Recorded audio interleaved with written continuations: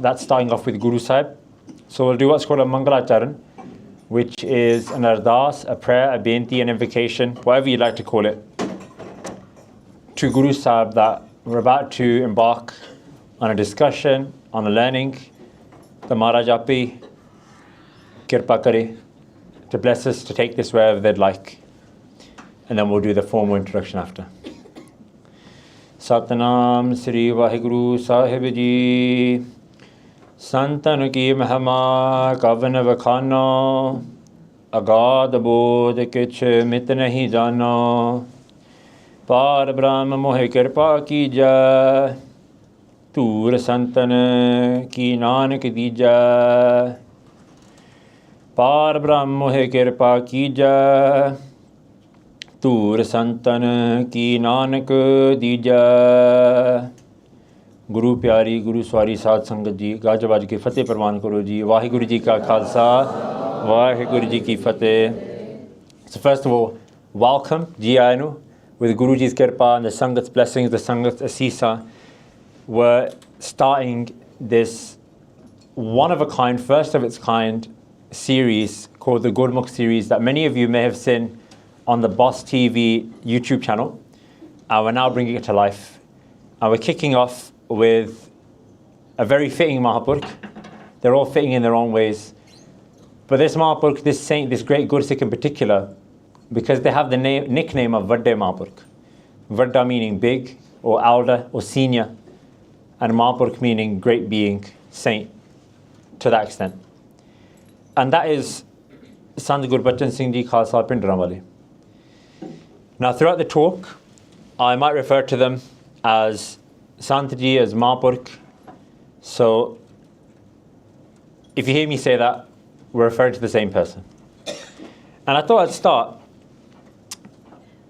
by thinking about their name, which is really important and sums up really what kind of a personality they were. And Gurbachan can be broken into two parts, Gur, Tabachan. Gur here is referring to Guru, Bachan is referring to command or word. And Gurbachan is the one that mans the bachan of the Guru, is the one that accepts and follows and adheres to the words, the teachings, the commands of the Guru. And that's exactly what they were, the epitome of it. And with Guruji's kirpa and your blessings, we'll learn about episodes from their life, their childhood, and hopefully it will invigorate and inspire us to also follow the Guru's bachans as well. As always, if anyone has any questions, you're welcome to ask throughout. And there'll be definitely some points for discussions, so please don't be shy. Speak to a new person, a new face. There's a lot of new faces here, so again, if it's your first time, welcome and thank you for coming. And at the end, if the Sangat wishes, we'll do an anonymous Q&A as well, which can open up into any Sikhi topic you like. Does that all sound okay with everyone? Good, buddy. Can everyone hear me okay? Yeah? Okay, cool. So this PowerPoint, this presentation, was based off the life story or the biography of Sant Gurbachan Singh Ji, which is called Giani. And you can see the book in front of us. And we've got some copies to sell later as well. They're £10 each, which is a steal, to be honest. And Gyan is referring to wisdom, or divine wisdom. Kirna are like the rays of the sun, right? So it's that rays of wisdom. And that's what you get from this book by reading their life. So it's based on that, and also the Gurmukhi series that you might have seen on YouTube that Giani Jeevanpal Singh did. I'll put a QR code up for those at the end as well. So this word Sant, Mahapurkh, it's important that we understand what constitutes the definition. And as with everything in Sikhi, the answer always is derived from Guru Granth Sahib Ji Maharaj. There are many, many panktiyan, many shabads that describe what a true saint is. And just one of them, or two of them, within Guru Granth Sahib Ji we hear is that Har ka Sant, Har ki, Har Murat, Jis Hirda, Har Naam Marar. That Har ka Sant, a saint, a Sant of Hari, Vaheguru, is Har Murat. Is a form of Vaheguru themselves. Murat means that Murti, or not necessarily a statue, but a form. And a true saint is no different from WhyGuru themselves, and they've reached that life goal, the thing that we're all yearning for, and they themselves have made that connection back to WhyGuru. And resultantly, they are a form, a living, breathing, walking form of WhyGuru themselves, and that's exactly who Sant Gurbachan Singh Ji were. Just hirda, within their mind, within their heart, Naam Murar, they have the name of WhyGuru constantly going, constantly connected within them. Again, that connection we're all yearning for, and that connection that brings us everything we're trying to find within this world, whether that's peace, whether that's contentment, whether that's being free from fear, anxieties, whatever it might be. And within Guru Arjan Dev Ji's Bani, we hear, Nanak Braham Giani Aap Parameswar. The Braham Giani, a true saint, O Aap Parameswar ne, they themselves are WhyGuru. So the lineage, let's zoom back to the time of Guru Gobind Singh Ji Maharaj, where we get the first inception of Sant Gurbachan Singh Ji, if you like. And we see actually how blessed they were, and actually the fact that they were no ordinary soul, and things didn't happen just by chance or luck. And you might be familiar with this picture. It's the picture of the Battle of Jamkor Sahib, where Guru Gobind Singh Ji Maharaj fought over nearly 2 million Mughals with the Charlie Singh. The Aule Sahibzade became Shaheed, and 3 of the Panch Pyare as well. And what happened was, after the Battle of Jamkor, Guru Gobind Singh Ji Maharaj stayed at a pind called Lamme Jatpura for 21 days. And around that area, there was a pind called Akhara. And Guru Sahib stayed under a kamba tree, a rare tree, for 2 days. And at that point, it was Baba Amara Ji and Mata Sevi Ji, which came from village Akhade. And they did the seva of Guru Gobind Singh Ji Maharaj and all the Sadh Sangat there as well. And what happened as a result of this seva, of doing Langar di seva, getting bastar, getting whatever provisions Guru Sahib needed, Maharaj was very happy with them, bahut khush hui si. The Maharaj ne bachan kita, and they said, Mata ji, in your lineage, there will be a blessed soul that will be born. And he'll be a giver of Brahm Gyan, someone that connects people to Brahm, to WhyGuru. And he'll be a great saint scholar, and complete in the right of Panch Kakar, the 5 Ks that were given by Guru Gobind Singh Ji Maharaj. And they said that their life will be a lighthouse for others, and they themselves will be liberated, and they'll liberate many along with them as well. So 300 years prior to Sant Gurbachan Singh Ji even stepping foot on this earth, Guru Gobind Singh Ji Maharaj had already said that they're on their way. And it's when we hear bachans like this, we understand the scale of who they were and where they've come from as well, which is quite exciting. Continuing, that's a picture of that scene, by the way, where Baba Amaraji, Mata Sevi Ji were doing Guru Sahib Seva. And Guru Sahib also gave a bhajan to the Pind and the local area to say that because of the Seva you've done now, Sikhi will always flourish within this area. And the residents and the Sangat living here will be Surme, and they'll be Sant Mahapurkh as well. And the Pind itself, around the area of Lamba Jatpura, is very famous for having lots of great beings come. My wife's laughing because she's from there, or her family's from there. You're from Smethwick. I'm trying to claim it.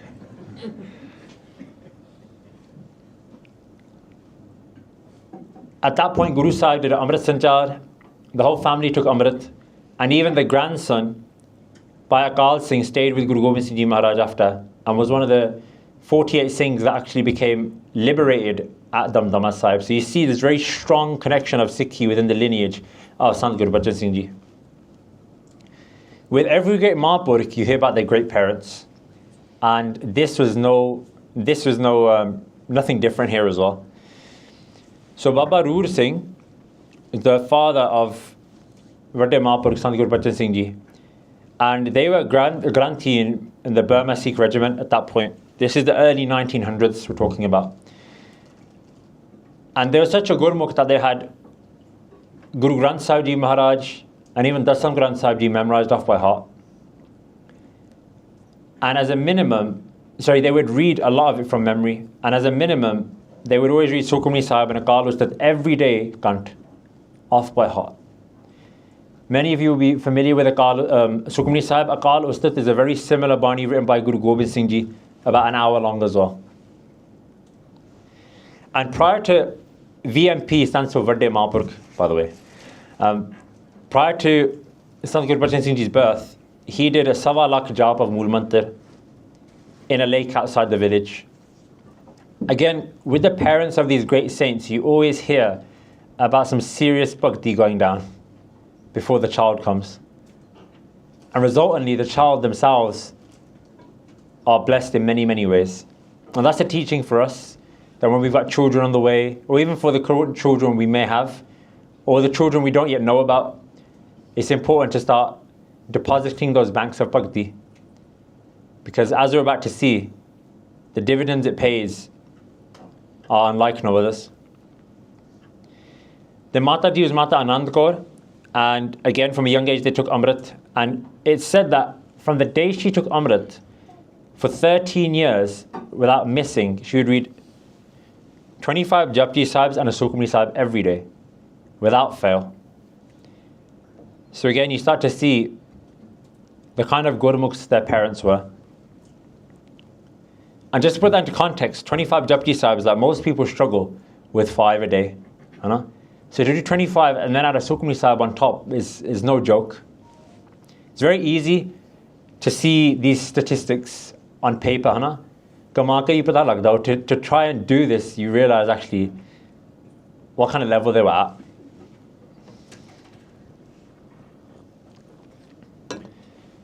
But again, they passed away very, very young in 1903 when Vadde Mahapurkh were 13 months old from a plague. And I just thought I'd stop there because before we get to Sant Gurbachan Singh Ji, when I read this, and I've read this a lot of times, but this time I thought, wow, and we've got a child on the way as well, so maybe it's why it's hitting me a little bit more. I thought, what's happened to us? In the sense that this was probably norm. Well, they're still very blessed, but we don't hear of this amongst ourselves much, right? In terms of Gurmukh, so obviously they're probably still around. But I was thinking about obviously my personal self and us as a generation now, how much time we put into doing bhakti. And I guess I had a question for you all. And hearing those kind of figures that are kind of alien to us. Hanji Singh Ji. Yeah, but 25 Japji Sahib a day. Hanji. And 1 Sukhmani Sahib a day. Hanji. Like, if you're not Japji Sahib off the heart, you're pretty decent. Looking 15 minutes at least, 1 Japji Sahib. Sukhmani Sahib is pretty long as well. Our days are kind of taken 8 to 10 hours with work. A little bit of family time, around food. We're talking about good 3.5, 4 hours of part. And to be fair, waking up at Amrit Rela, trying to do your Nitnem. So I'm just going to pause you 1 second because I actually want to open this. I want you guys to discuss this. So I'm going to come back to you in a second, that's okay. So the question was, what's different? And when we hear a figure like that, why are we so shocked? And how do we start trying to get to this level ourselves? And I'd like you all to discuss amongst your groups as to what's the difference. Is it the lifestyle like Bhaji's mentioning? Did they have a different lifestyle? Were they not busy? Or were they different busy? What is it? And ultimately, how do we start to change our trajectory back to those kind of figures? So I'll leave you for 2 minutes and then we'll open it up into a discussion. What's changed and how do we start getting back on this track? Off you go. I'll leave the figures up.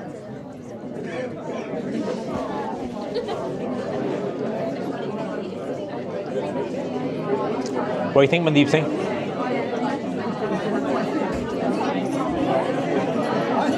too many distractions. That's what it is. And I think people are just kind of getting too involved with Maya, all of the social media, getting up, looking at their phone first thing, other things seem to be a priority. Their focus was on Giani. They knew what was such in it. If you're connected to the truth, you're connected to the truth. There's no taking away from that. And they must have had experiences which connected them even more so to that, whereby it confirmed everything they needed to confirming with, and therefore that was all they were here for in life. I feel that. I agree with you. Let's see what everyone says. 30 more seconds.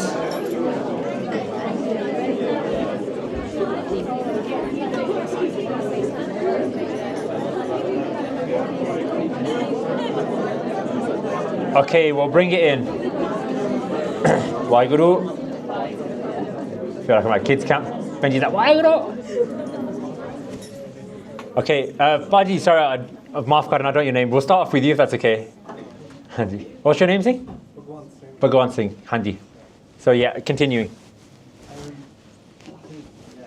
practice over time and the speed that we do our job to serve that like typical person. And then sort of side and to do your Nitnem, you're talking about 7.5 hours of work there. Did you calculate it? Yeah. Wicked. I love it. And then So that's based on a 15-minute Japji Sahib, hour Sukhmani Sahib, right? hour and a bit. Okay. A little bit of a break. 2 hours. 2 hours. You need a glass of water. I love it. Good. Okay, what everyone else's thoughts? I'm going to come back to his quoted figures in a minute. I had a funny conversation with my father-in-law the other day and bring it back to you. Hanji Benji. I think because of working, and I think like you have to kind of rush, well, not rush, but like before work and then what, after work, it's just all, on the weekends it's like you've got a little bit more time, but it's still not, I don't think it's that much time. Okay, so are we suggesting that? I think the dedication as well is going to be slightly less than that. I'd say more than slightly less. Slightly less. So, okay, a lot of people are saying the way that the modern world is structured is causing the biggest blockage. Is that what we're saying? Anyone disagree? Singh ji, Hanji. Not that I'm there, like I can get to a point where I can Disclaimer. But I think it kind of stresses the importance of getting the body done. Because if you're commute to work 20 minutes, half an hour, Yeah. that's 2 Japji Sahibs on the way there. Hanji. Same again for the way back. Yeah. And you can find that you're squeezing in extra Japji Sahibs or Sukhmani Sahib when you do these long trips. So you've got 20 minutes spare at work or there. Yeah, definitely. I think 100% agree. I think what you find is anyone that's done a serious job, generally speaking, unless it's like a search part, they would have had the Bani off by heart, which makes it way easier and you could say a lot more practical to get it in different parts of the day. And these are things that I've tested as well, when like you're getting ready. Quite often someone will put the radio on or you put a podcast on. If you all look at your screen time, there's a good few hours in there we could capitalize on, right?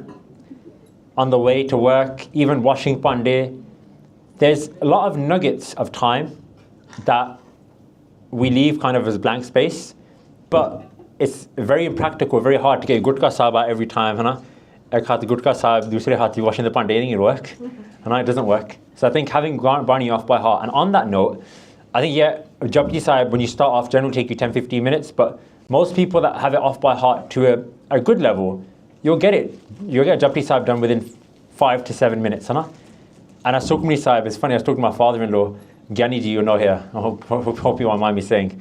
We were talking the other day at home, and just about Sukhmani Sahib actually, and we were talking about timings, and I was like, Dad, how long does it take you to do a Sukhmani Sahib? And he said, I was like, half an hour. And he started laughing. I was like, 20 minutes. He goes, 15 minutes lag jande. But my point is, he's practiced it so much that he can do a Sukhmani Sahib in 15 minutes. So I think sometimes we see these numbers and we're like, raw, forget that. That's someone else's Sikhi journey, not mine, right? And of course, their parents were blessed to a different level. I'm not denying that. But what I'm saying is they had the same access. They had the access to the same things we do. So when we're listening to this history, yes, I definitely, and most of us probably won't be at the level of Sant Gurbachan Singh Ji, but we should aspire to get somewhere, right? And if we're not looking at that level and thinking, I want to progress, then we're just nodding our heads. So I think practically now, think about, okay, what snippets of time in my day could I start doing? And if you haven't got Japji Sahib by heart, Mool Mantar, Guru Sahib's given us so many cheat codes. If Mool Mantar is hard, they've given us one word to say, Vaheguru. So Guru Sahib is literally giving us on a platter, said shako, enjoy, full buffet. We just have to use it now. Any other thoughts from anyone else? Benji, Hanji. It's also, like myself included, it almost in your head becomes a chore in the morning. Sure, yeah. It becomes a chore in the sense of, obviously, for some people it's that BR, whereas for us sometimes it just feels like, okay, I'm about to go and I'm gonna get sinned if I don't do bath in the morning. But we don't have that show them that BR anymore. I feel like that's also a big aspect of it. That's a great question. The question is, I guess, one, how do we get through it feeling like a chore? And stage one. Stage two is how do you deliver that PR, right? I've got a few points on that because I think they're really important, and thanks for sharing that. And there's a great Sakhi from another great Mahapurkh, Baba Harnam Singh Ji Rampur Kherewale, that actually explains how do you get that PR back. So if I forget, please remind me and I'll share the Sakhi. Anyone else before we move on? Hanji, Padi. Mara says, Hatanal kam karo, rasrana naam japo.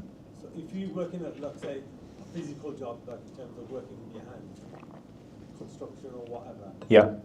you can jump around all day long. You can jump around all day long and all evening, all night if you want to. Hanji. The hours are there, and just like thank you said about praying and chakra, how much you want to get closer. Yeah, definitely. I think whatever you can autopilot in your life, for some of us that's work because it's like, I don't know, manufacturing or whatever. There's less dhyan involved. For some of us, if you're on a laptop or like you're in front of children, obviously slightly different. But I would say that the power of Gurbani is such that even those of us that have, mind-intensive jobs, and Guru Sahib uthe bhi kirpa kar diya, if we get to that level where we could still be reading part and doing those mind-intensive jobs. There's no limit on the power of Gurbani, you know? I guess it's just slightly, bit more work to do, 100%. Okay, cool. Yes, so I want to address something that Benji's mentioned, and that's this idea, and a lot of Parchar unfortunately now is happening, where people are trying to make Sikhi their own. And some people are of the view that you should only do something if you feel a connection, which is quite a westernized way of thinking about things. Only commit where there's proof or evidence, right? And Gurbani Itihas has plenty of evidence. It in itself is evidence. Sant Gurbachan Singh Ji's life is evidence. But in particular, as Benji is mentioning, what do we do if it feels like a chore or we don't feel that connection? And as Benji's mentioned, should we do it for its own sake? Should we be scared? Benji mentioned, I'm going to get sinned for not reading part. Now, I just want to clarify that. I don't think it's necessarily that you get a sin for not doing part, but you miss out on a lot of blessings, and there's a difference. You know? But then even Benji mentioned, should we be scared of not doing it? Let's do a vote. Hands up, should we be scared of not reading part? Hands up if you think we should be. Hands up if you think, no, that's not the way to go. Fair enough, I respect the honesty. As always, the answer is in Guru Granth Sahib Ji Maharaj. So what does Guru Sahib say? There are so many panktiyan about fear. And Guru Sahib says that, Bhai bin bhagat na ho bhai, naam na lagge pyar. That Bhai here is a key word referring to fear, dar. Without fear, you can't become a bhagat. And without fear, naam na lagge pyar. What does pyar mean? Love. Without fear, you can't have true love. For anyone, you can't love your parents if you don't fear them. You can't love your spouse if you don't fear them. And it doesn't have to be like a controlling fear or an abusive fear. Some husbands got worried when I said that. Finally, someone understands me. It can be like a fear of disappointment as well. Fear of letting someone down. But I think there's a lot of Parchar happening now where people are basically saying you can kind of take the bits of Sikhi you want and baki jo marji kar lo. No, it's not like that. It's literally not like that. It's not a pick and mix. You're not sitting in Asda, unfortunately. Bhai bin bhagat na howe kab hi bhai paaye bhagat sawari. And bhai bin param na katiya. Param is your delusion, is your confusion. Without fear, your confusion, your delusion, oh katya nahi jana. So then the question arises, what fear should we have?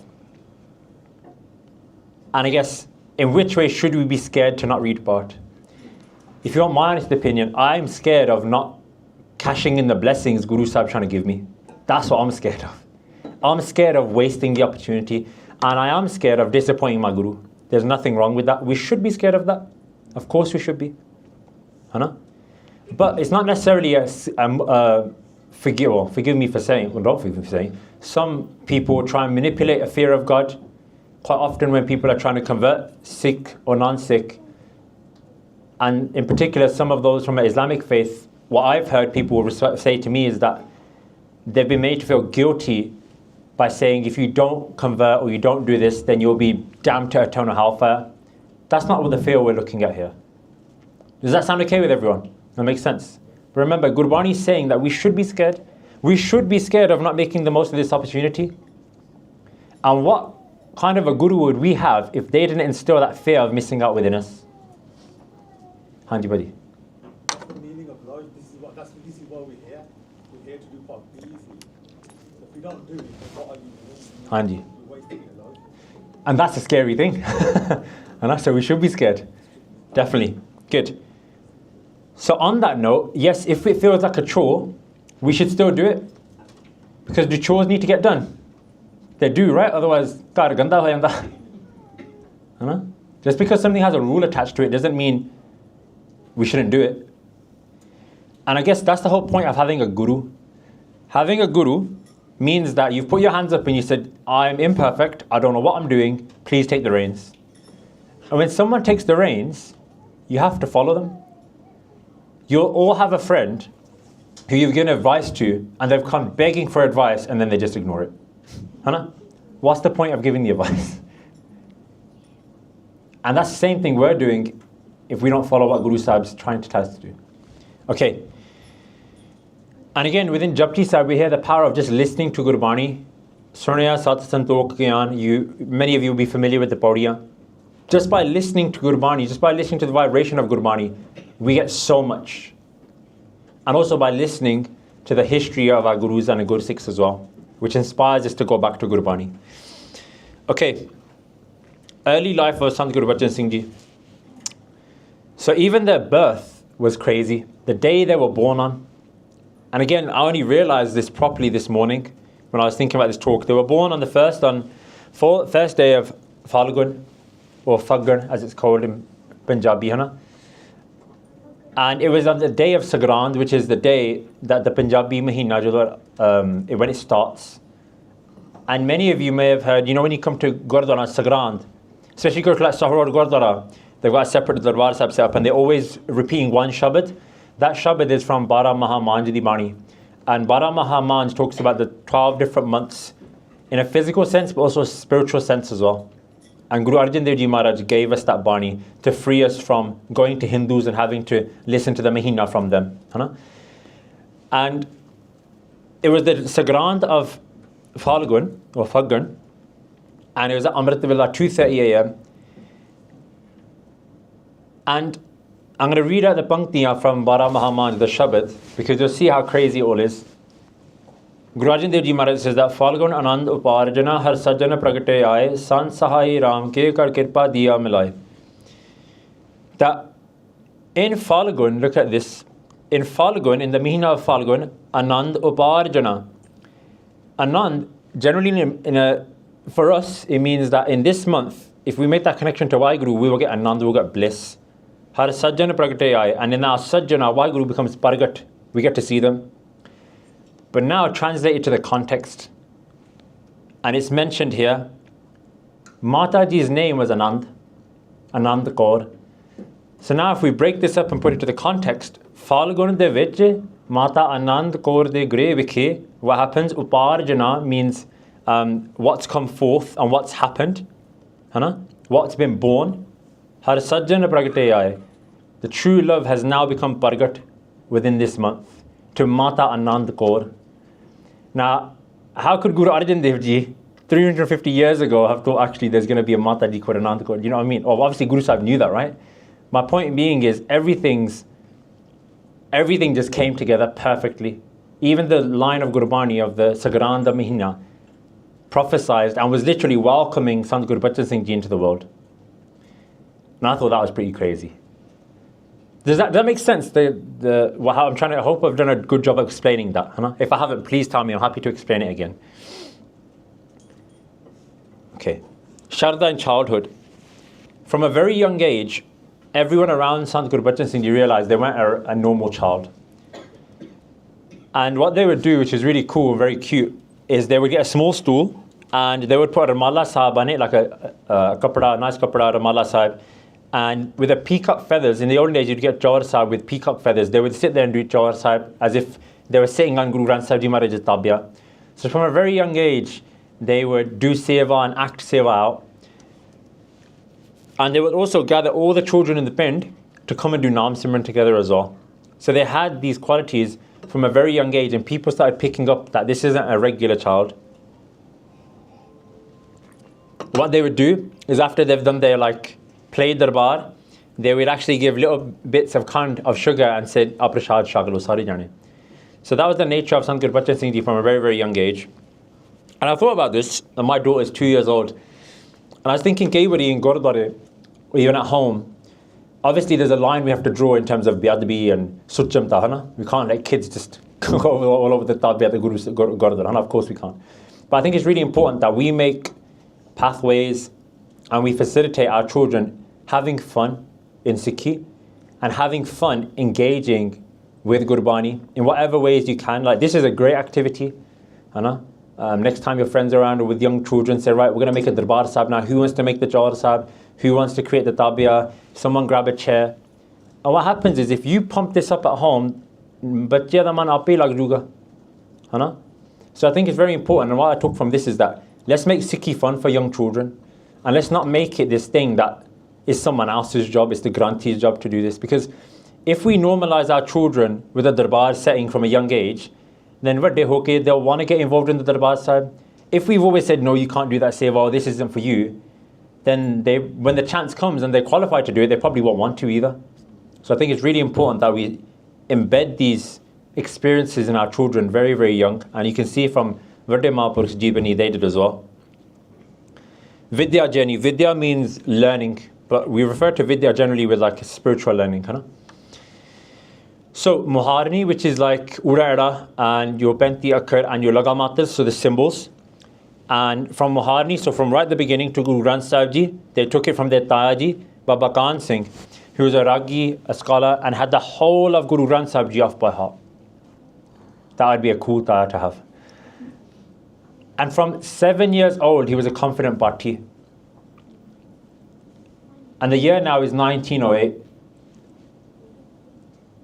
And again, just think about the disparity between us and obviously this generation, where it was norm for children to become Bhattis. You were expected, obviously in that blessed household, from 7 years old, encouraged, and given the chance to read Bhat. And I guess if you translate that in today's age, that when someone gets to 25, we'd be happy if they can become a Bhatti, right? So there's 18 years to make up there. And I'm not saying it's going to change overnight. I'm not saying we have to force things. But I'm saying let's have this as an idea, as some kind of target, so we move forward and we don't just get stagnant, thinking what we're doing is the gold standard, because it's really not. They learned Hindi from a Pandit, Mahant Lal Das. So they were a scholar in many, many languages. And they also learned philosophical granths as well from their Tayaji. So their Tayaji was great, great Vidwan. And they taught them loads before they even got involved in the group we call the Damdami Taksal, which is really where they became known. So this is all the kind of foundation being laid. And their foundation is much more than most of us kind of our full legacy combined, right? So it's important to see the comparison. And whenever they would go and do seva on a Khand Path, they never took any maya, they never took any money. And it said that they would do 80 ang in an hour. 80 angs is, I'm not going to refer to them as a page, but you can imagine a page of Guru Granth Sahib Ji Maharaj, which we refer to as angs out of respect. And for anyone that reads Bhat, you'll know that is a very, very, very quick speed. And normally at that speed, it just turns into kind of mumbling, right? But it said even then at such a speed, everything was clear. And that's how much their mind was attuned to Gurbani. Any questions so far? Everyone okay? Kirpa. So there's a quick instance about Khand Box actually that starts to give us a glimpse as to who they were. And at that point, it's very hard to find Bhatti Singhs. So there were 3 Singhs around that area.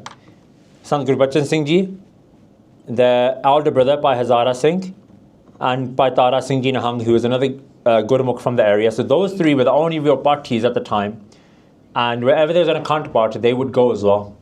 And you can imagine, Sikhi wasn't as accessible, Gurdwara weren't as accessible, there weren't as many Guru Granth Sahib Ji Swarups then, there weren't necessarily printing facilities like we have now, so an account part would be much more rare than they are now. And wherever there was an account part, the three of them would go and do that seva. They'd road trip between three of them. And what happened was, in the Doaba area, they were doing a part, and Sant Gurbachan Singh Ji finished their role at 4 a.m. in the morning, and then they sat in the Darbar Sahib with their back against a wall and started reading their Nitnem, their morning prayers, their Panj Baniya. And as they'd been on roll for a long time, they started falling asleep. And when they fully found asleep, what they saw, the other Singhs saw, was they started reading Gurbani whilst they were sleeping. And as they listened closely, they realized they were actually continuing the account part from the roll where they'd left off. And they actually sat there and checked the part as well. And they said not one line was missed from where they left off. Such was their connection and such was their surti, that even though physically they're asleep, inside they're still connected. And this comes back to the point of me mentioning, we might have a mind-intense job. Here, Mahaprabhu's asleep, they're not even awake, but the connection's still strong. And before they actually joined the Jatha of Damdami Taksal, they had done 500 Sahaj parts, which is a phenomenal number. And a Sahaj part, for anyone that's unaware of it, is when you read Guru Granth Sahib Ji Maharaj from beginning to end, but you read it said, you read it in your own time. And a Kant part is where you read it in a ladi, like straight off, which is where it's the 48 hours. So Sahaj part, you could do it in a month, 2 months, a year, whatever. Okay. So when did they start to get more involved in the Panth, and when did they actually join this organization of Damdami Taksal? Just to give everyone a quick context, Damdami Taksal is a Taksal. Taksal means a mint, where like currency is issued.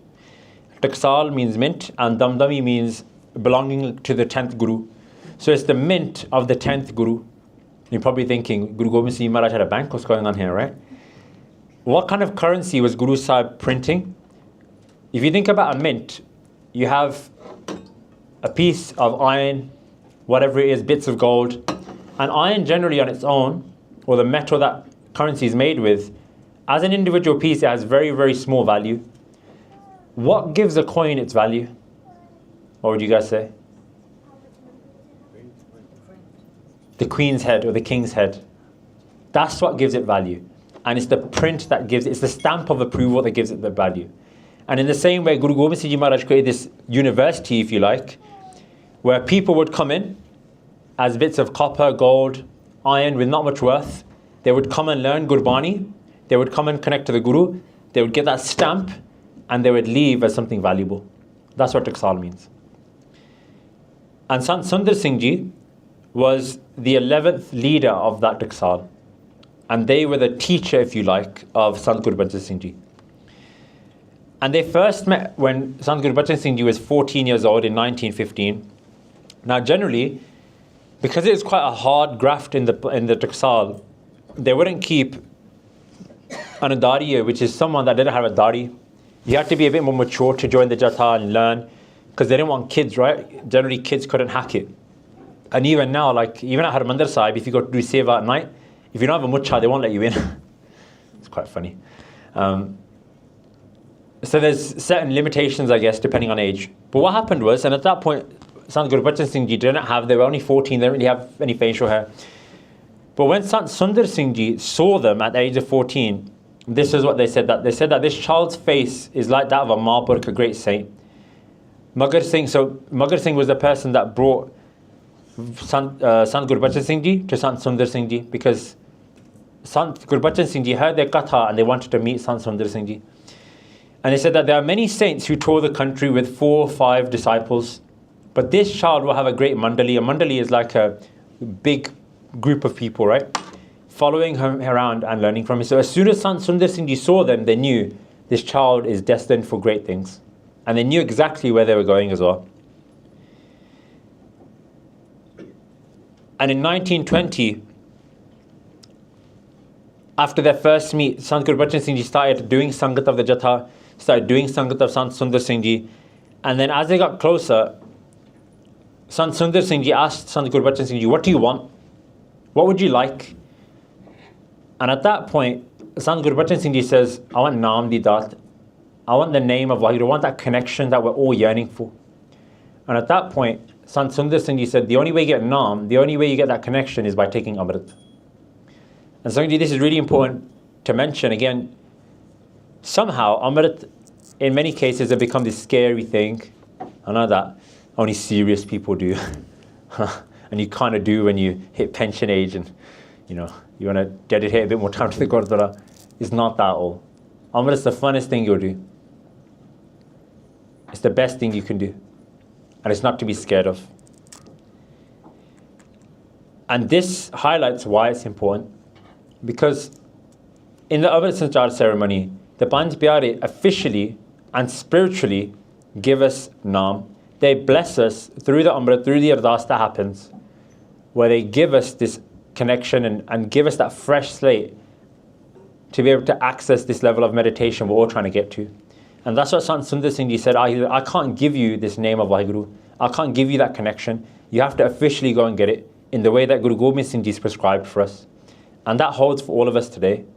If we're waiting out till we're 60, 70, who knows if we'll even get there? Why would we take the risk? We should be fearful of missing out. And I want to clear a misconception. Amrit doesn't mean you become perfect. Amrit just means you're trying to become perfect. In the sense that you will still make mistakes. You'll still be a human being when you take Amrit. You'll just be a very blessed one. And I think the way I think about Amrit is that you don't necessarily take Amrit when you're perfect. You take Amrit when you realize you're not perfect. Because then you realize I need help. And then you go to Guru Sahib and say, Guru Sahib, please help me. And then you sign up officially to get the help from Guru Sahib. And whilst Guru Sahib's watching over you, they know you're going to make mistakes, just like a mentor at work or a teacher with a student. Of course they know, and they encourage them to make mistakes because mistakes show you're trying to make progress. So don't think that if I take Amrit, you know, if I make a mistake, then the devil's going to cast down a lightning bolt and kill me off. Yeah? It's not like that at all. Guru Sahib will get happy if you make a genuine mistake because you're trying to push forward, just like any parent would. So please don't be scared of Amrit. Rather, we should be running after it. And at that point, Sant Gurbachan Singh Ji takes Amrit. And they stayed with them for 9 years. We start to hear about the spiritual experiences now of Sant Gurbachan Singh Ji. And at one point, Sant Gurbachan Singh Ji said to Sant Sundar Singh Ji, their teacher, that when I'm doing Simran, these sloks, this part comes to me in front of me. I can see it. And there's sloks of Sanskriti. So in Guru Granth Sahib Ji, there's a part in which you'd find the sloks of Sanskriti. And at that point, Sant Sundar Singh Ji said, okay, when you see them, write them down. When you have this experience, write them down.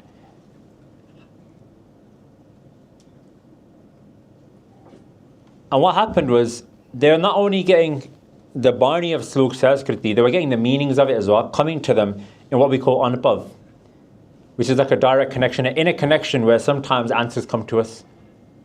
So yes, we learn Santya, we learn Gurbani, but great Mahapurush, great Gursikhs, sometimes they get the arts, they get the meanings of Gurbani, they get a connection with Gurbani straight from above, straight from Guru Sahib themselves.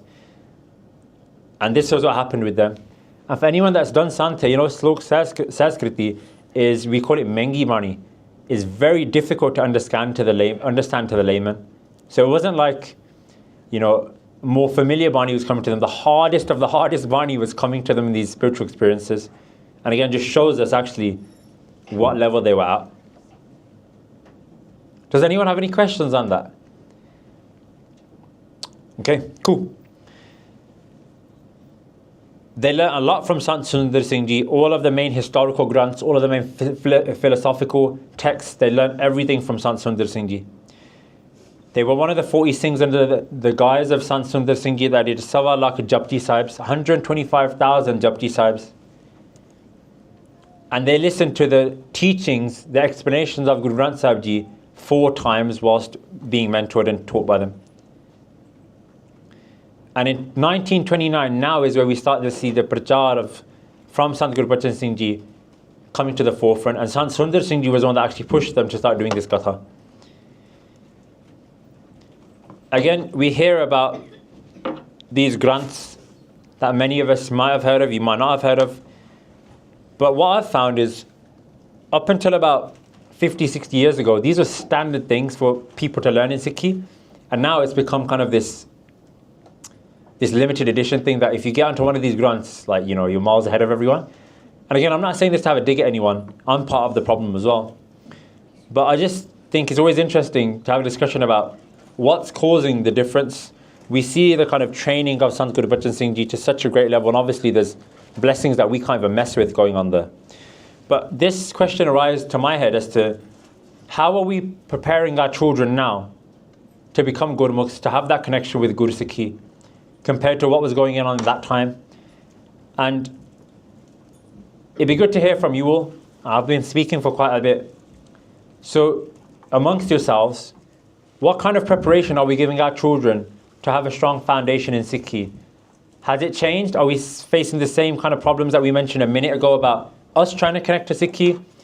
And are there any potential solutions so that we can hopefully start leveling this thing up? You got 2 minutes, go.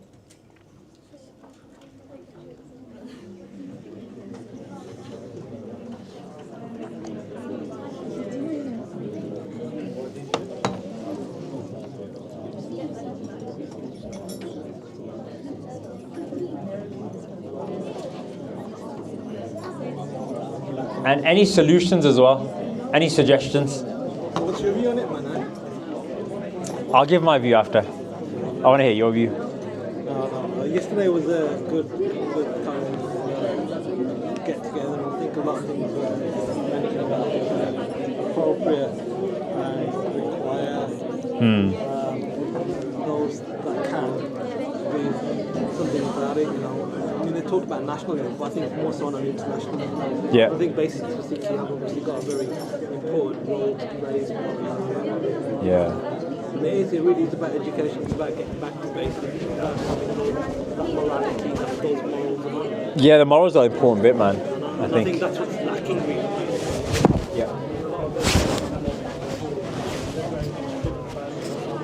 They're making the same mistakes that first generation made when they came here. I feel like the landscape was different then though, man. It wasn't as savage. But you know when kids had free time then? I don't know if it was just like society, they weren't the same dangers, but like having free time then, they went out and played, they developed. Now you got free time, it's like people are vulnerable, do you know what I mean? That's my thought on it. Fear factor as well, though. I think a lot of people say that, but then as it really, when you look at the statistics. Statistically, it's more safe in terms of killings and robberies, but I'm talking about like the experiences children are having, they're not getting out, you know what I mean? And they're not developing that sense. So in that sense, it's more dangerous, but. Okay, we'll bring it back.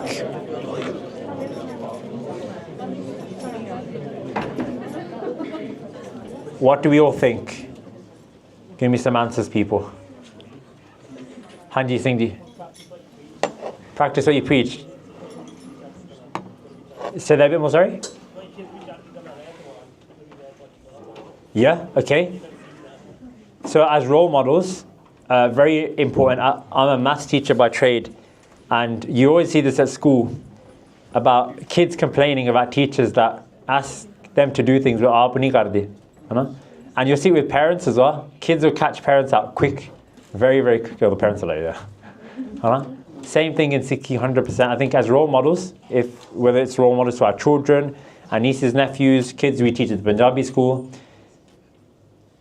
Gurbani च पंक्तियां होंदी है कि अवर उपदेश से आप ना करे आवत जावत जन्म है मरे. If you tell someone else to do something जे तुसी आप नहीं करदे तो आवत जावत जन्म है मरे, you won't get mukti, you'll just keep being born and dying again.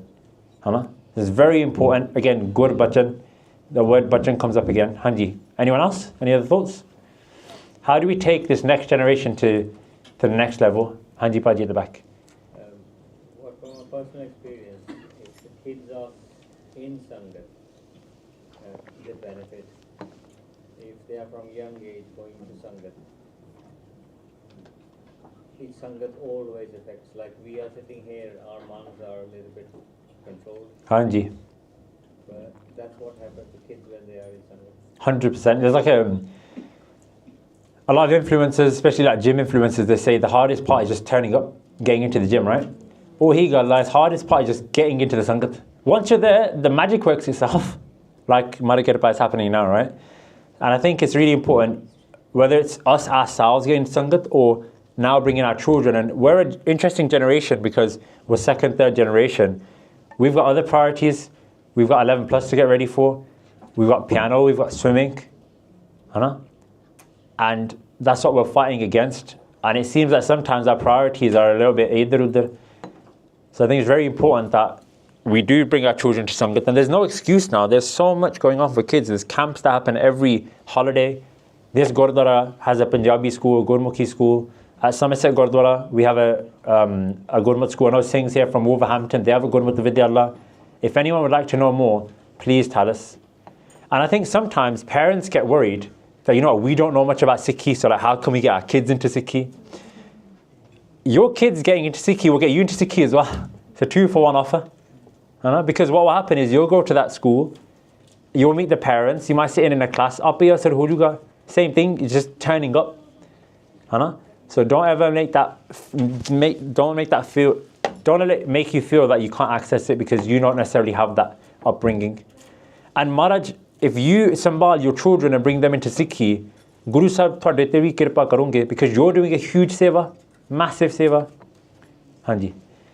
We have to be like really honest with ourselves as well and ask ourselves, do we actually want this for our kids? Because my thought is, I don't have kids, but from my experiences growing up and from like my friends' experiences, I don't think, and like Mark and I, if this doesn't apply to you, but I don't think the majority of parents want this for their kids. And what I mean is, most people want to varying degrees want their kids to have a bit of Sikhi. Now, for some parents, not too much. Yeah, that means stop them from keeping their kids. It's quite major. Yeah. For other parents, it's like, no, I want my kid to be quite into Sikhi, but when they turn around and go, I want to stop eating out, then that's a problem because then they're not participating in X, Y, Z.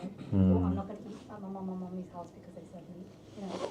Whereas naturally, if you come into Gurmukhi, you are going to start keeping that level of belief. But we don't want to encourage that. Or when your kid turns around and goes, I'm not going to any family wedding parties anymore. Or if your kid turns around and goes, I want to wear bana full time. Or if your female child turns around and goes, I'm going to keep the hair on my face. Realistically, right, I don't think we want this for our kids. And I was thinking that to myself, and I was like, if I'm honest, if I had a kid and he said, right, I'm taking a gap year and I'm going to Tuksar, I would panic. Because if I'm really honest with myself, I have some Shraddha, but I don't have enough Shraddha to have accepted that actually the only thing that matters in this world is Sikhi. And I know that, and it's kind of, it makes you feel ashamed to say it, but it's true, right? Yeah. That actually we're not all there to the point where we want our kids to have something like this. I think most of us would think this is extreme. We want our kids to live in the world and do everything and have that balance. Have the balance. Have that balance life. But Gurbani doesn't say that. That's not what Gurbani wants us to say. And I think this is why it's a great point, but I think this is why it's important that we know our history. Because if you know your history, you'll realize this isn't extreme. This is what we should be aiming for. And if you know your history, you'll know that actually if my kid puts Sikhi first, the academics, the rishta, the wealth, the house, it will sort itself out. But if you don't know that, then obviously, naturally, you would worry, right? Because you're going to think, okay, you're going to take a gap year out. Everyone else is going for grad schemes. What's going to happen, right? So I think that's why, as parents, if we have this grounding, then when our children get to that stage, we'll be in the best position to be able to support and accommodate them, 100%. Perfect. I think just one thing from me, this is more so I'm learning about myself. Well, I always try and think like what inspires me in Sikhi, and the thing that really drives me is itihas, history. Because when I hear about the lives of these Gurmukhs, or when I hear about Guru Sahib, again, it acts as evidence to me that actually this is where we need to be, and it puts things into perspective. So I think if there's one thing that we can teach our children and bless them with and invest in our children, is teaching them our history. If they learn our history, the foundation will be strong. Everything else can be built upon that. So that's my 2 pence from what I've examined. I think the history is key. So what happens when Sant Sundar Singh Ji is about to leave this world and they're about to pass on the Jathedari, the leadership of the Taksal, to Sant Gurbachan Singh Ji? There's a beautiful conversation that takes place between the two of them, and that's what I'm going to share with you now. So on the 7th of January, they knew they were about to leave, and they said, take my manja, take my bed outside. I just want to observe WhyGuru's creation. I just want to look at nature, because they knew their final moments were coming, and they just wanted to enjoy the nature that Guru Sahib had given them. And they said to the few things that were with them, if you got any last questions for me, now's your chance, because I'm on my way out. And at that point, Sant Gurbachan Singh Ji asked a question. They said that in the path to finding WhyGuru, does gaining knowledge, does gaining vidya help? And they gave a beautiful analogy. They said that imagine a flower. If you have a flower in your hand, the Brahm Vidya, the knowledge you have, will give you the eyes to be able to see that flower and pick it up.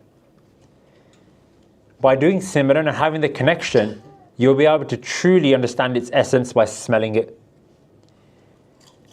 And by having seva, so there's like 3 senses, right? Visual, you've seen it, okay, I know it's there, but I haven't necessarily experienced it. There's 2 ways to experience a flower. One is through the smell, one is through the touch. They said that the smell comes from doing Simran, doing Bhakti. And then the touch, that really soft, luxurious touch, comes from doing seva. So we need all 3 things to be able to fully enjoy the flower of WhyGuru. And they said, on top of all that, the main thing you need to enjoy that flower is Guruji's kirpa, or the blessings of the Guru. That trumps everything. And as I was thinking about it, I said, okay, if that trumps everything, we want to go to the shortcut. How do we get the blessings of the Guru? What would you all say? How do we get Guruji to bless us? Anyone got any cheat codes? Hanji buddy? He's got lots of cheat codes, this guy. Yeah. It's all about Ardas. That's all we Ardas, yeah? That's the only thing we have. Yep. That's everything. Yeah, if you want the blessings, yeah, ask for them. Obviously, they'll come up, but asking is very important, Hanji. How many people go to the Gurdwara or go in front of Maharaj and ask for Naam, ask for Sikhi, ask for Qurbani, ask for Shahidi, you know, ask for Gurbani, you know, most people don't. Hanji. But if you ask, Maharaj will give you 100%.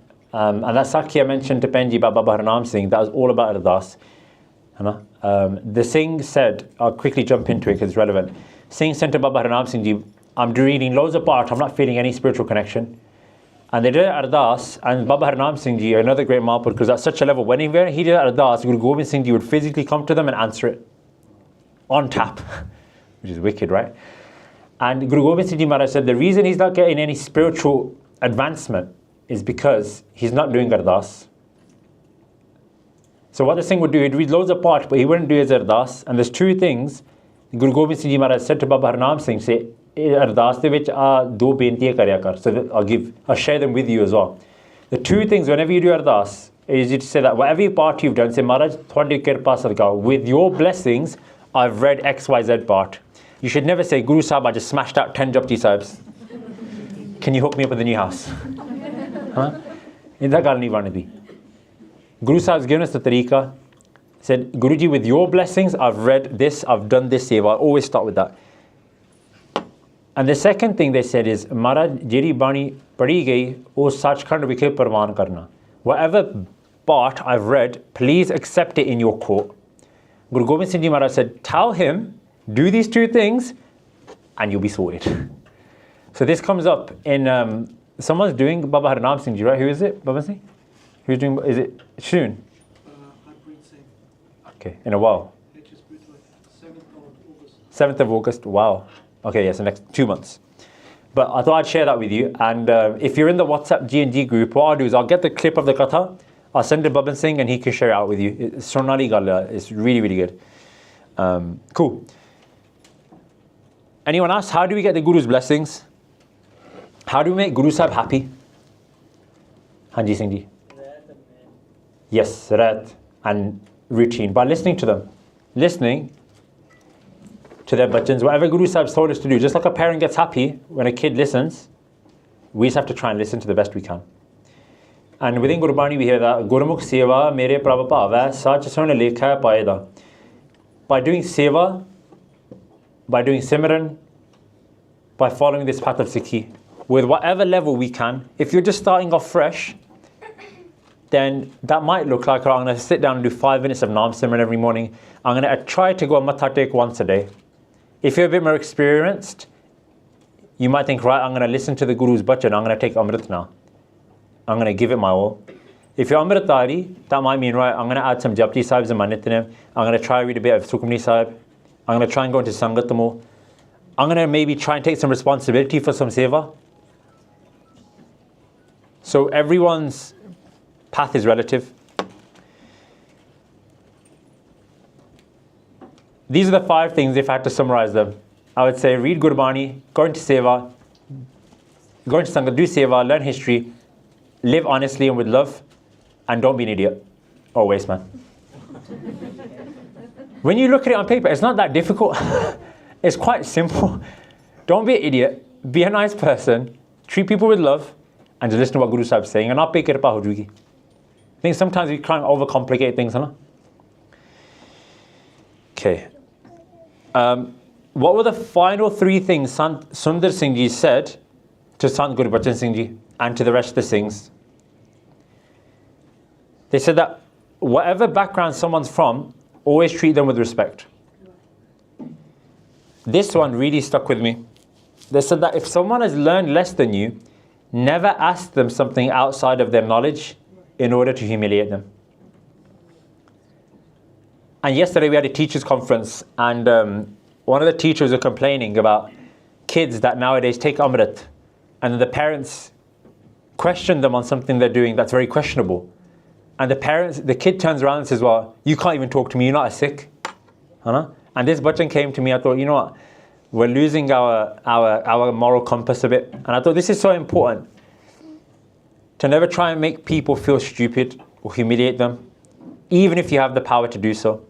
And I think this is really important. Again, another Penji, I was on my table yesterday at the teachers' conference. She talked about how this happened at the Gurdwara. She went to a divan where they were all reading a certain part. And on the Ondanisi, and one of her co-workers in the Sangat said, oh, you don't know how to read that part. What, at your age? And she got up with her son and left. Where the conversation could have been, oh, Penji, you're struggling with this. No worries. Just listen along. How about we set up a class for you, come and learn. She goes, I actually wanted to learn, but she goes, I got so put off from a co-worker that I'm going to see at school the next day that mera man nahi lag gaya. So it's very important, this bachan. And then the last thing they said was to the Singhs, if you stay together, then you'll be in Chardi Kala. You'll remain. Right, I'm very conscious of time. So their daily routine was immense. They would sleep a few hours, read a lot of Gurbani. As soon as they woke up, they would say WhyGuru very, very loud 3 times. As soon as they got up, and as soon as they went to bed, the last thing and the first thing that would be on their mind is Guru Sahib. One very interesting thing, because I'm conscious of time, is what they would do is they would read Nitnem or get someone to sana them Nitnem 5 times every day. And when they were asked, so Nitnem we need to read at least once, right? They said, Babaji, why are you doing 5 extra? Like, you've done your part from the morning. To see Vadu kyun kar de? They said, this extra part I'm doing is to account for the time when I was young and I didn't read my Nitnem, but also to account for any illness I may have had where I wasn't able to read my part. They said, I'm paying it forward. That was their level. Now, in all honesty, they didn't need to do this. Just like Guru Sahib didn't need to do Bhakti. They did it to set the precedent. Guru Gobind Singh Ji didn't need to take Amrit. They're the WhyGuru themselves. They took Amrit to set the precedent. And that's what you find with a lot of Mahapurkhs. They don't actually need to do this Bhakti. They're already there. They're doing it so that we might latch on to something ourselves. There are a lot of love for Gurbani and Kikar. Once when the Kirpan left their body for a split second, immediately they did 5 Japji Sahibs, and they got all the Singhs to do a job for them. Now, as a minimum, what you should do when one of your kakar comes away from you is you should do a Japji Sahib as quick as you can and an ardas, right? But it just shows that bare minimum we do and the love they had for their kakar as well. One interesting thing is that they would only ever use their left hand whenever they went to the toilet. And they would only ever touch Gurbani with their right hand. And it got to a point where they had a stroke on their left side of their body. And they were worried about their rat, that I don't ever want to touch something dirty with my right hand, because that eventually, even though we clean it and stuff, will go into Gurbani. And at that point, many of you know Baba Thakur Singh Ji is a great Sikh. They were doing the seva of Sant Gurbachan Singh Ji, and Baba Thakur Singh Ji said, "Koi nahi Mahapur ko asi ide vaste thode naal hai, wo clean you. You keep your right hand clean." So even the Singhs would do their seva of their kirya of their toilet to keep that maryada. And that's how much love they had for Gurbani.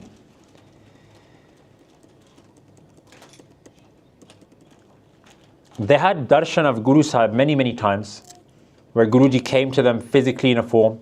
The first instance was at Jamkaur Sahib, at Bauli Sahib. There's a well there. And all night for 40 days, from 8 p.m. to 4 a.m., they would do a Mool Mantar Jap. And they did Sawa Lakh over 40 days.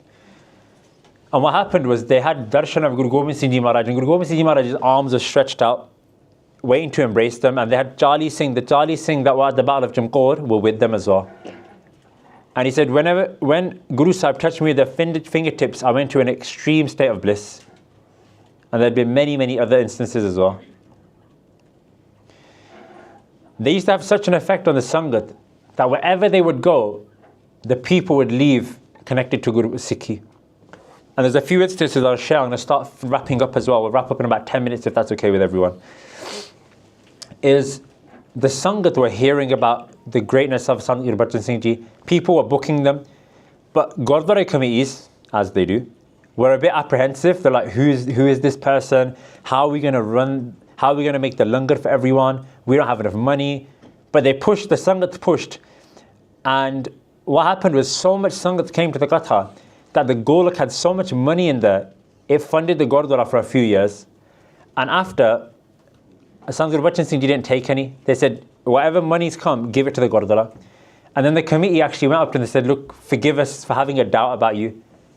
Because of your Katha, because of you coming, we've been funded now for the next 5-6 years, we're sorted. That's an old picture of Sant Gurbachan Singh Ji here in the middle, and the Jatha, all the things that would go around, do Parchar with them as well. Pure vibes. I'm cool, I know these words. This one's probably like one of my favorite things ever, if that's a thing. So what happened was they were doing another 40-day job at Jamkaur Sahib, and they had darshan of Guru Gobind Singh Ji, and they said, Guru Gobind Singh Ji touched me, I went to a state of bliss, I lost all concentration. And by Jamkaur Sahib, you have Kiratpur Sahib, and there's a very hilly area. They said, I went around the hills of Kiratpur Sahib, and a tunnel emerged. And as I got through the other side of the tunnel, a huge lake opened up in front of me. And they'd realized, actually, I'm in a different realm. I'm not on earth anymore. I'm in a different place. And they're walking around, they're looking around, they're trying to figure out what's going on. They hear a Avaj. They say, Gurbachan Singh, Apne bande nu pehchaniya nahi? Have you not recognized your own people? And as Vade Mahapurkh looked, they saw Singhs, huge Singhs, and also there were lots of trees. And the trees had Shastar hanging off them, Karpana, Tega, all these other things. And the Singh that called Sant Gurbachan Singh Ji over said, come here, look, there's Baba Deep Singh Ji, there's Bhai Mani Singh Ji, there's Bhai Taru Singh Ji. And at that point, Sant Gurbachan Singh Ji thought, what? Like, these are all Shaheed Singhs? And they said to the Singh, am I dreaming or is this a real place? Like, what's going on? And they said, everyone you've mentioned, they must be in Sachkhand. They're all Shaheed. Well, how can they be here? And the Singh said, what happens is when someone becomes a Shaheed, there's a door they're placed in front of, and there's two options. One is that you can go to Sachkhand. The second one is if you have an itcha to do more seva, then Guru Sahib sends you back in a different life. And they said, all these things here, they chose the second option. They want to do more seva yet. And then Sant Gurbachan Singh Ji said, what are you doing here? They said, we're waiting. We're waiting for the order to go back and take birth. Whenever Guru Sahib sends us, we're going to go. This is our waiting room. And they said, most of us will be sent. And they even gave the details to what's going on. They said there'll be 2 major powers within the world, each with 4 smaller parties. There'll be a great war. A lot of people will be killed. And the Muslims will come from the west. And they'll face the Singhs at Panipat, which is in Haryana, from the east. And at that point, we'll be sent back. And also, I haven't mentioned it in here, and they said the Singhs will win, and that will be the beginning of Khalsa Raj. And they even said, whilst he was in that realm, a Singh threw a barsha into the Sarovar, and a fruit came out, and they shakad him langar as well. It's pretty cool, right?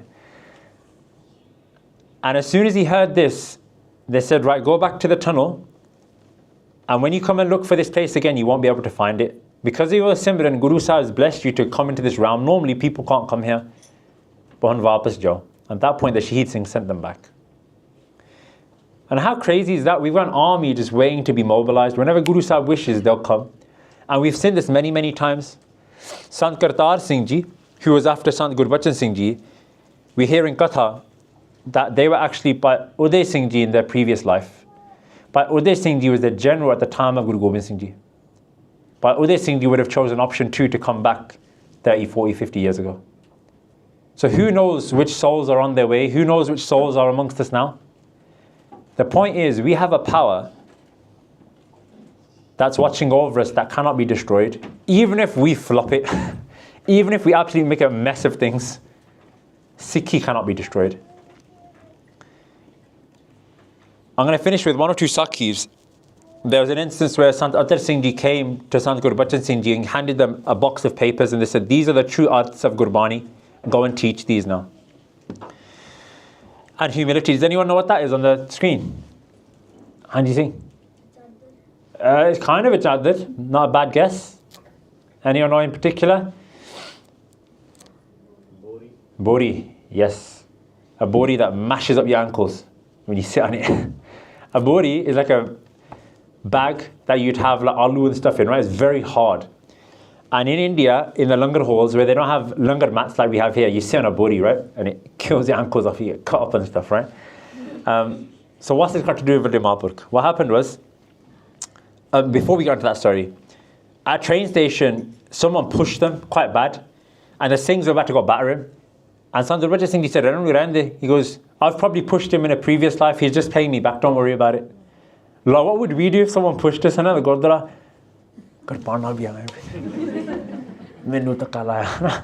But look, they're like top dog, and they're like, Goini, don't worry about it.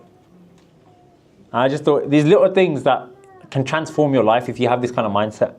So what happened in Calcutta, when they went to do Katha, they'd been called, and there's a new Granthi, he didn't know who Sant Gurbachan Singh Ji was. And they got there early, they got there before the rest of the Singhs, and there was no manja, so they just sat on a bori, they just sat on a mat.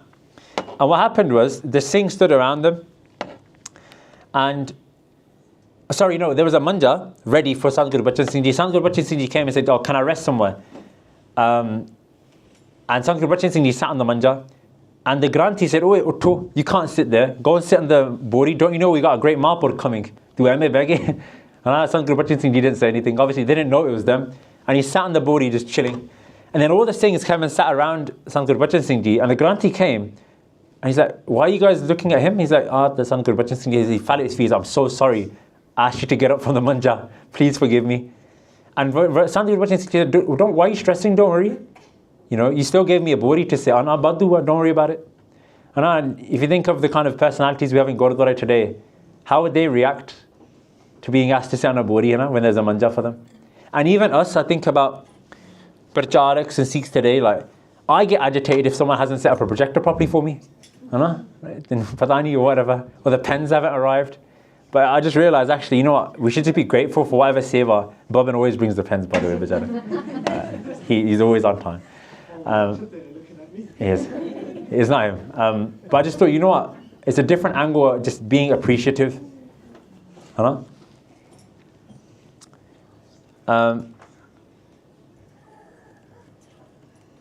The many instances where there were shortages, but Guru Sahib always sent things, langar, money, everything came to Sant Gurbachan Singh Ji. And I'm going to finish off on this. We mentioned earlier about our children, about how we're scared they might miss out on things. Gurbani says, if you imagine it like a triangle, WhyGuru's at the top, there's us, and then there's everything we need, wealth, family, relationships, academics, friends, khana, pina, everything, right? Guru Sahib provides all of those things, but what we're doing is we're running along horizontally trying to get that stuff.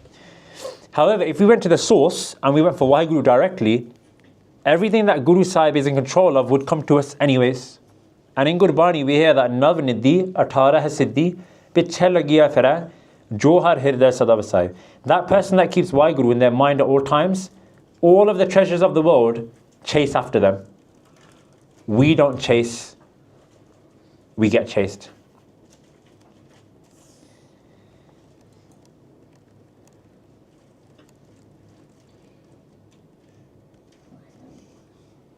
Just trying to remember how much I've got left.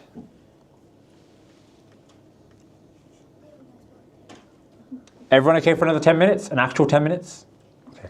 Sorry, I've gone over a little bit. But we started 15 minutes late, so it's all right. This one's very interesting. Excuse the image. I said to AI, I said, make me an Englishman reading Sikh history along another Sikh.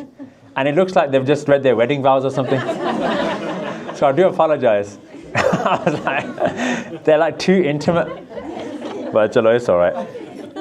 So basically, what's meant to be happening is at that time, there was a Gura, he came to Punjab, and he was reading the Itihas of Bhai Taru Singh Ji, Bhai Mani Singh Ji. And he said to one of his professors, he goes, I'm reading about these great personalities. Is there a Sikh like these guys today? I want to go meet them. And the professor, he's like, oh, it's a big question. And I'm like, and the only person he could think of was Sant Gurbachan Singh Ji. So he thought, let's go to see Sant Gurbachan Singh Ji. And they met them at Nabha when they were doing Katha there, Sthan of Guru Tegh Bahadur Ji. And then after the Katha, when Sant Gurbachan Singh Ji would meet Sangat, they took them in. And the professor said to Vade Mahapur, Gura aaya, he's itthe padda aaya, thanu swal puchne si. I wanted to ask you some questions. And Mahapur said, Pochalo, ask what he wants. And at that point, when he said to the Englishman, what questions have you got? He went blank. He said, what? I've got nothing to ask. I've seen this guy and I can feel the presence of those people I was reading earlier.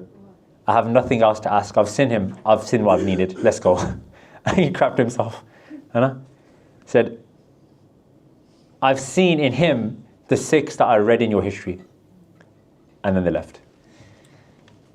They didn't get married. Many instances about even drug addicts changing their lives.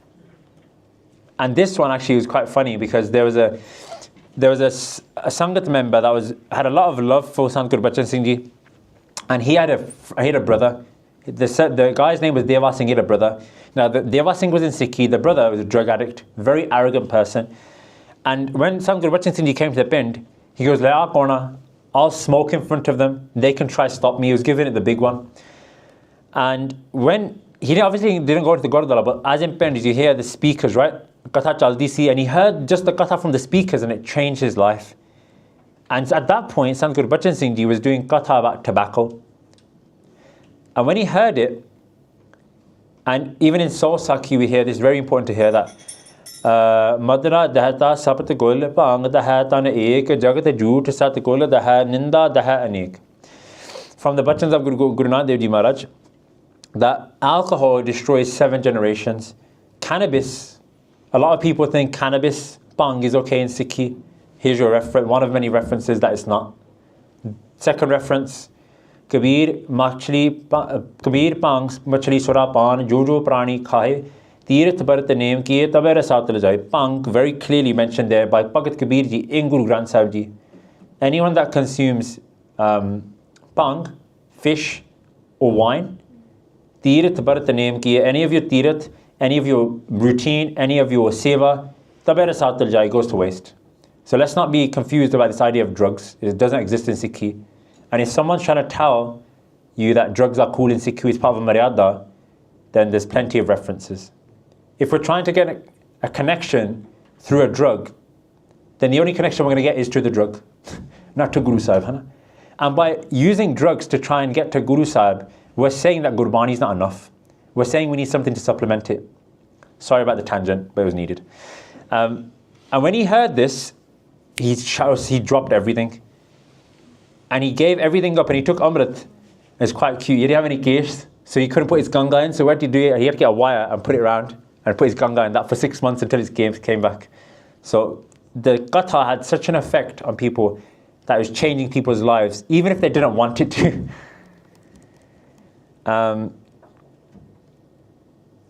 They got ill towards the end of their life, and a lot of people said, Mahapurk, you're a great saint. Why are you getting ill? And we have this question sometimes, right? Good person, bad things happening. That doesn't make sense. They gave a brilliant answer to help us understand this. They said that illness is the taram, it's the duty of the body. The body becomes ill, but my soul doesn't. The body's job is to become ill, depending on our past deeds. We got to play those out.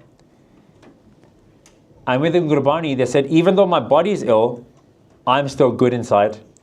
And within Gurbani, we have Sukh Dukh Dono Samkar Jane Aur Man Apamana. We want to get to a stage where Sukh, happiness, and Dukh, we see as Barabar. That doesn't mean we're miserable all the time. That means we're not affected by times of pleasure, or we're not affected by times of Dukh. Yes, we still enjoy the world, we have a good time. But if we're not having a good time, it doesn't get down either, if that makes sense. And that's the ultimate place of living. If you get to that level, World War III could be erupting in front of you, you'd still be chilling. And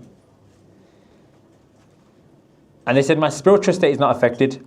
And if you see this, even Jagaraj Singh, he got cancer at the age of, what age is it? What was he? 37. You could argue this guy has dropped his job. He's doing all this Panthik Seva. Why has he got cancer? Why is Sant Gurbachan Singh Ji having a stroke and all these other things, right? And I think, forgive me if I'm wrong, I remember this question was asked to Sant Atar Singh Ji. They said, we come in this world with amount of dukh that we need to play out. Gursikhs that get to a connection, they have the chance to pay that dukh off in a quicker way. So if you imagine a puddle, if there's a litre of water that's meant to go into that puddle, if you have a very shallow pool, it will be 10 centimeters high. It will be spread out. If you put it into a small, thin container, the height of the pani will be very, very high. It will come all at once. And that's like dukh. If we get to a connection with Guru Sahib, yes, there's still certain things that we need to play out, so that dukh might all come at once. So it might come in 37 years rather than over 80 years in a prolonged period. That doesn't mean that his seva wasn't working or Sant Gurbachan Singh Ji's seva was working. They're just dealing with things they had to deal with. That's a very different perspective to think about. When we have dukh, yes, sometimes it's hard, but we think, actually, I'm glad I'm paying something off that I need to be paying. And who knows, it might have been worse. Guru Sahib, chances are, if we're in Sangat and Seva, the intensity of it, they've decreased it. And that's the bit we don't see. Someone might have had a broken leg on the way, but end up being a fractured ankle. But what do we say? Oh man, I was doing Seva, my ankle got fractured, something's not working. But what we don't think is, Guru Sahib, thank you actually, I was meant to get a broken leg, you just reduced it to a fractured ankle.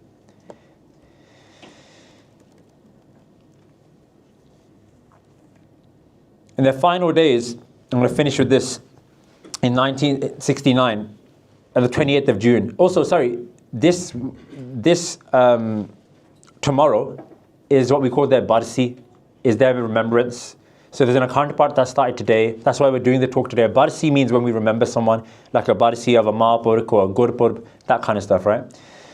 And they developed a very bad breathing difficulty. And at Amrit Villa, they said that I have no control over my body now. Everything's going crazy and I'm sweating intensely. But inside, again, they're steadfast. And they said, Fateh, sorry, there's one more bit before that.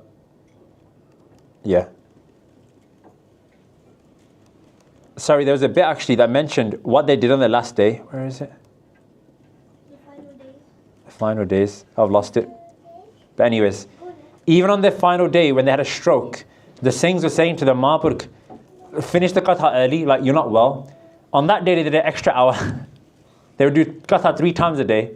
Even though their body's falling apart, they kept to the seva. And it's important, look, they had a stroke and they did an extra hour. On what level do we make excuses up? To not attend the Sangat, to not go to the Gurmukh school, whatever it is, right? And then, in their final moments, when they're about to leave this world, they shouted, WhyGuru Ji Ka Khalsa, WhyGuru Ji Ki Fateh. There were 35 Singhs around them. And the last breath, they said WhyGuru. At that point, they passed away. And at their funeral, at their Antam Sanskar, hundreds of thousands of people came. There was a 6-mile long Nagar Kirtan of vehicles. There was that much Sangat that had come to get the last glimpse of Vade Mahaprabhu.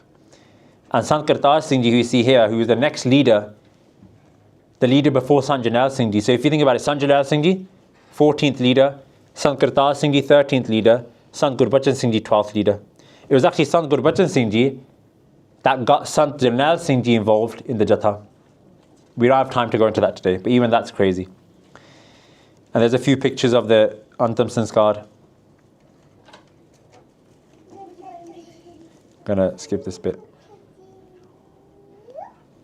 And just one last thing on the personality. Whenever they would go to do katha somewhere, the Sangat knew about how great they were. So they would have flowers, they would have bastar, they would have clothes ready for the Sangat, for Sant Gurbachan Singh Ji. And what Sant Gurbachan Singh Ji would Giani do is they would always send the Jatha first and come at the end. So that way, all the gifts would be given to the Singhs and they could just follow in after. What happens with us when we know, yo, there's like nice prashada or there's pizza in the langar, yo, piche ho man, I want to get my plate in first. There's probably pizza tomorrow. And how many of us would think, you know what, if there's any air left at the end, I'll have it, otherwise nahi ta main theek hai. We're jumping out the divan early. Our kids are getting left behind, everything. No one's family then. They're great pizza downstairs, by the way. Shout out to the langar team.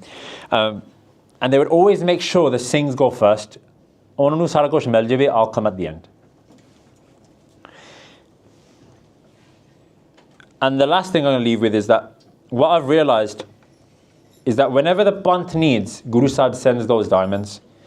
We've realized there's a whole plane, there's a whole world, a dimension, a universe, whatever you want to call it, a realm, where these people are waiting to come back. They're just waiting for Guru Gobind Singh to click their fingers. So times can get tough and quite gloomy. You look at what's happening in Punjab, there's conversions, there's all this stuff. But remember, people have tried since our existence to wipe Sikhi out. They have no authority, and they never will. And I think that's quite exciting to be a part of.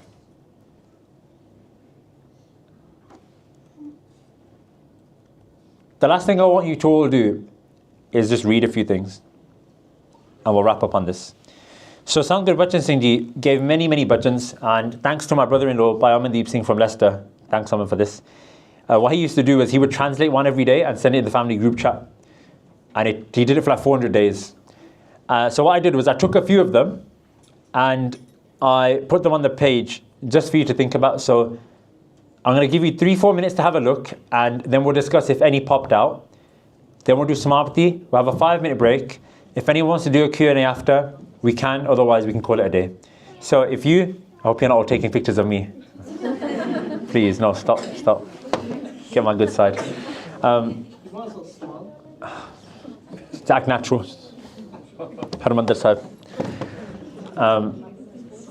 Side, yeah. 45-degree angle. If you take 2-3 minutes, and then I'm going to ask you all what stood out, and are there any that we should be applying right now to our lives? So take a minute or two.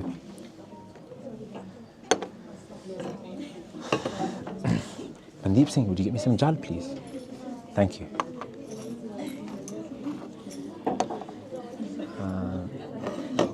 Yeah, jal, please. Thank you. Bro, is the AC on?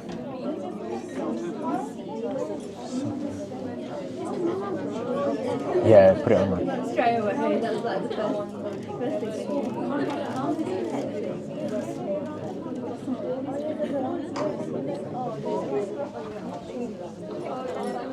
Oh, is that jar? I said water, please. Okay, chalo pee longe hun. Just a quick one for you. I think at the beginning you said, so apologies if I missed it. Sometimes I couldn't zone out. But you mentioned that that Singh who fell out of love or whatever with The button. I'll share it at the end. Oh, you will? Yeah. Oh no, bro, that was the Ardas thing. Yeah, that's that. Okay, Hanji. Sorry, WhyGuru. Hanji Singh? Yeah, I'll share the PowerPoint. So, did any stick out for anyone? Any in particular? No? Hanji Bendi. The one that says you should not consume medicine without an illness, and you should not consume food without hunger. So we eat 3 times a day, but we don't really need to eat that much. We don't. And anything happens, pop 2 paracetamols. Yeah, even. Huh? Interesting, okay. Hanji Singh.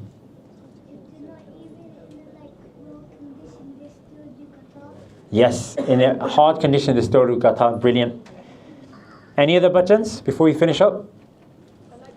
Hanji, Hanji Pendi. The first one, like, if you're good natured, you don't need to worry about, because you just attract the right people. 100%. I think this is really important for all of us, actually.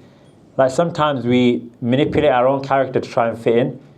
But what you'll find is, yes, like, there might be a small period where you're a bit lonely. But I personally would rather be on my own rather than in the wrong people. I quite like my own company.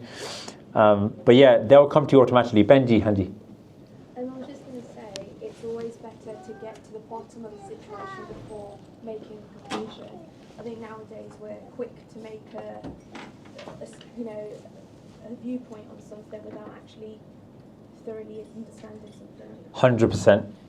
If you read this, you'd think like this is some well-being coach. But actually it's Vande Mahapurkh. They'd clocked well-being as well.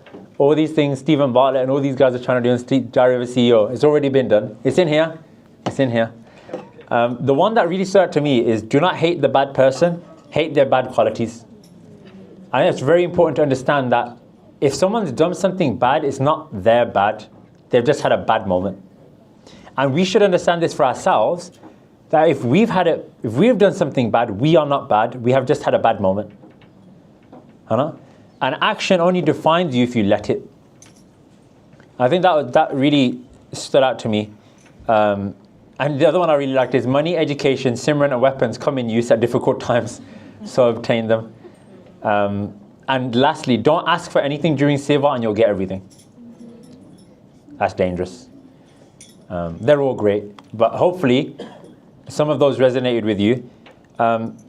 If you want a way more detailed introduction to Sant Gurbachan Singh Ji's life, Giani Jeevanpal Singh, very thankful to them for their courage. They translated this book and they have done 2 podcasts. They're both 3.5 hours each, and there's still more to come yet.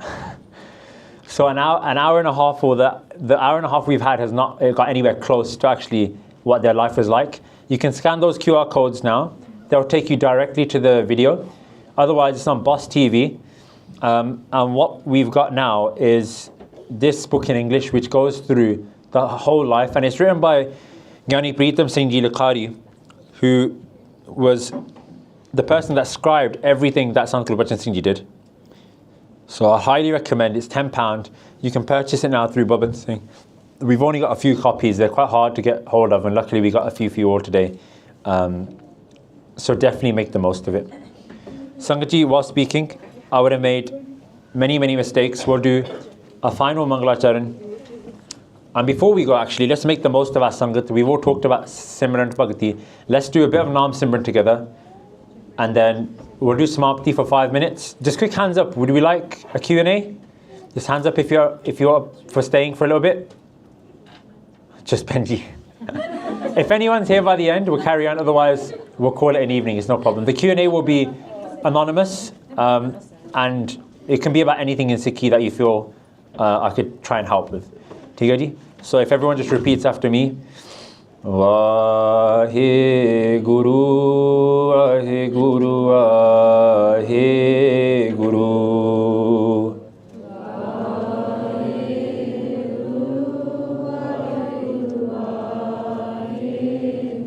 ਸਾਰੇ ਜਾਣੋ ਜਪੋ ਜੀ Waheguru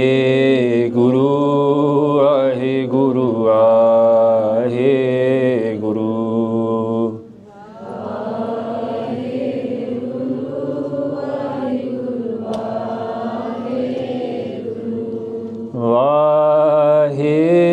Waheguru Waheguru Waheguru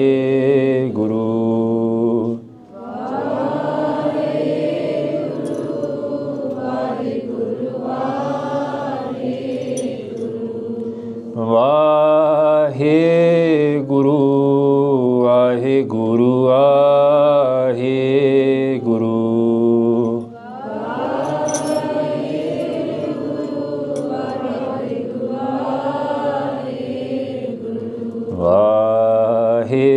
Vaheguru, Vaheguru, Vaheguru.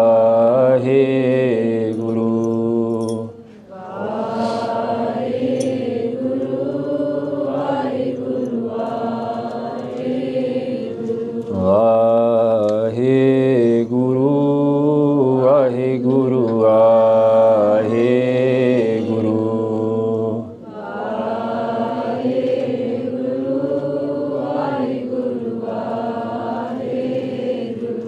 ਸਾਧ ਸੰਗਤ ਜੀ ਵਿਚਾਰਾ ਸਾਂਝੀ ਕਰਨ ਨੂੰ ਇਤਿਹਾਸ ਸੁਣਾਉਣ ਨੂੰ ਇੱਕ ਪਰ ਅਨੇਕ ਪ੍ਰਕਾਰ ਦੀ ਗਲਤੀ ਹੋ ਗਈ ਹੋਣਗੀਆਂ ਸਾਨੂੰ ਅਣਜਾਣ ਬੱਚੇ ਸਮਝ ਕੇ ਮਾਫ ਕਰਨਾ forgive me for all the many mistakes I would have done was trying to give you an insight into Vade Mahapurush Jeevani. I'm not qualified for this at all, so I'm thankful for the Sangat, Guru Sahib, Mahapurush themselves for giving me this seva. Please bless us with your asisa. These talks happen every Thursday now. There'll be a different Mahapurush every week. I can't stress enough. One of the biggest inspirations for me is learning about recent Mahapurushs. So if you want that burst of inspiration in your Sikhi Jeevani, this is where you're going to get it. The other thing is every Friday in here, from 8 till 10 p.m. there's a Sikh Itihas class where we're going through the life of Guru Tegh Bahadur Ji. It's an amazing Katha class. Everyone's welcome to come. A really nice atmosphere. And if anyone wants to learn Santya or get involved in any Seva projects, we have a Santya class every Sunday at Somerset Gurdwara for adults. There's no expectation of any Gurbani knowledge, any Punjabi knowledge. Everyone starts from scratch. And just like we did today, we do a bit of Naam Simran at the end with a Q&A session as well and a bit of Vichar. And there's lots of other things to get involved. So I'll be around if anyone would like to come. It'd be lovely to have you. Otherwise, we'll finish with the Mangalacharan we started with for Fateh Bilak di Kardi Samapti. Satnam Sri Vaheguru Sahib Ji Santan ki Mahama Kavan Vakhano Agad Bodh Kich Mit Nahi Jano Par Brahm Mohe Kirpa Kija Tur Santan ki Nanak Dija Par Brahm Mohe Kirpa Kija ਧੂਰ ਸੰਤਨ ਕੀ ਨਾਨਕ ਦੀਜਾ ਵਾਹਿਗੁਰੂ ਜੀ ਕਾ ਖਾਲਸਾ ਵਾਹਿਗੁਰੂ ਜੀ ਕੀ ਫਤਿਹ say that Sant Gurbachan Singh Ji's Parchar Sahib is in hall number 5, so if anyone wants to do Mathadik, and there's a Darshan Granth Bhog tomorrow at 6, and then on Saturday the Bhog's at 4 p.m. in the bar 6, and then there's a Diwan. So if you feel inspired, please come along. Just add, there's an Amritsar chart on Saturday as well. Oh yeah. Perfect timing. I'll send the posters. I'll send the poster in the group. And also, if anyone has any questions about Amrit, please stay behind. You can talk to myself. I won't answer them. Mandeep Singh will. And I'll speak to Mandeep Singh about it. We've also got an Amritsar chart happening in Southall for Bhai on the 20th of July. Is anyone that kind of is almost kind of there? Or not, just work towards it. We can plan, we'll organise transport and everything. So 20th of July, I'm listening to in Southall. Otherwise, if you're ready, then go for it, go now. Fun fact, when Jagraj Singh took Amrit, he came out and he didn't even realise he had to read 5 Bani every morning. It's true, innit? Yeah. He's like, what? I have to read 5 parts every morning. He was ready. So I don't think he needed any background. The last thing is downstairs, there's an exhibition that goes through the different parts of Sant Gurbachan Singh Ji's life. So when you come down to the If the langar hall is there to the right, you'll see a long board. Please take 5 minutes, check it out.